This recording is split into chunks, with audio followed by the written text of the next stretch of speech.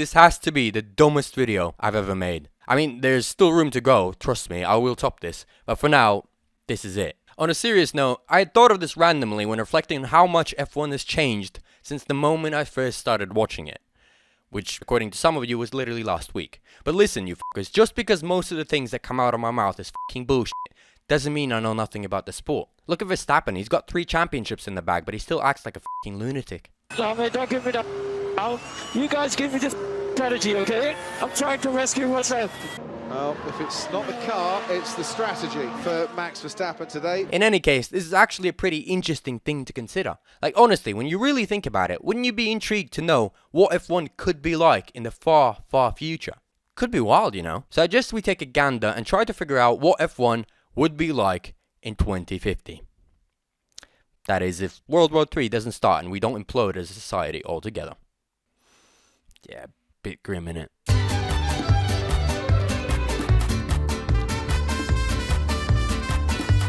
Considering that more than 25 years will have passed, there's good reason to believe that a good bit of the drivers would no longer be in the sport. For example, Bottas has already 1 foot off the paddock. He'll be probably working as a surfing instructor somewhere down under for the rest of his life.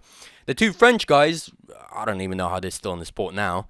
Perez, the Haas boys, no idea how old they are, but they both look fucking rough. Not giving them more than 20 extra years in their lifespan, considering what they've been through. And same with Albon. I think his back is bound to break in the next few years from carrying that F2 team all the time. And that's about it. The rest, I think, will probably still be around, trying to keep up with the youngsters.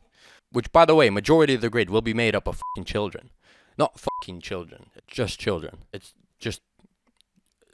fuck. At the rate we're going at right now, we're really going to start them young. Like, soon as you can tell the DRS button apart from the pit limiter, you'll be in, mate. And kids, they're just so much lighter. So there's a 40 kilo weight saving right there. Take that, Newey. I knew I could be his replacement. And note that I've not mentioned that Lewis and Alonso would literally be what, 70, 80 years old?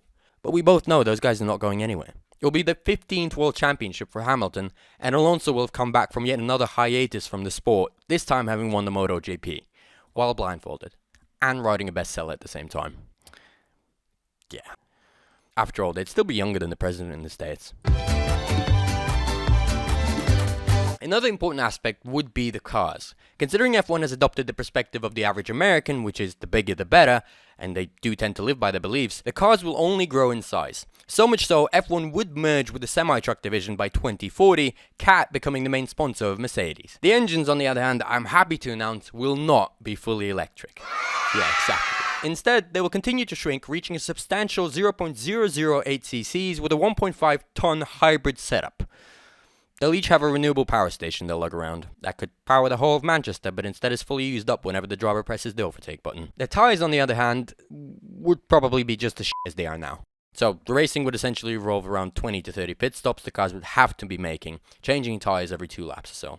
One thing that Pirelli will have been able to progress on is the selection of different tyres. The range would grow significantly, from very hot Superglue Flex Tape Edition to lukewarm Bristol Morning Drizzle tyres.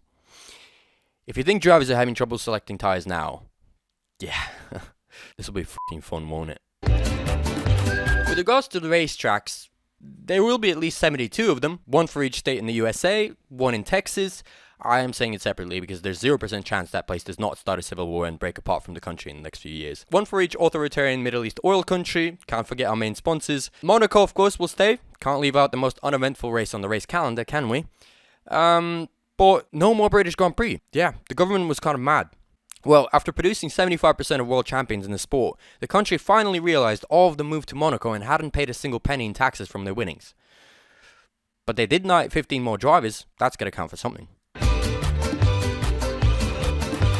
And of course, the teams. These actually wouldn't have changed that much. Apart from Ferrari, they're bust. Turns out there's only so much you can sustainably spend supporting the elderly while consistently landing outside of the points every race. Yeah. Oh, and Audi is still yet to make its debut. But it's coming. It's coming. They're saying now 2052. That's the big year. Can't wait. Oh, and almost forgot. Perez, he's still hanging around in the Red Bull paddock. Thankfully, he's doing nothing more than just scrubbing the tyres after races. It only took them 20 years to figure out that that's the only impactful position he can hold. But, to be honest, even that is a bit generous. So there you go. What a future the sport has. Makes me actually sort of excited, you know. New cars, new race regulations, new tracks. A lot of stuff coming.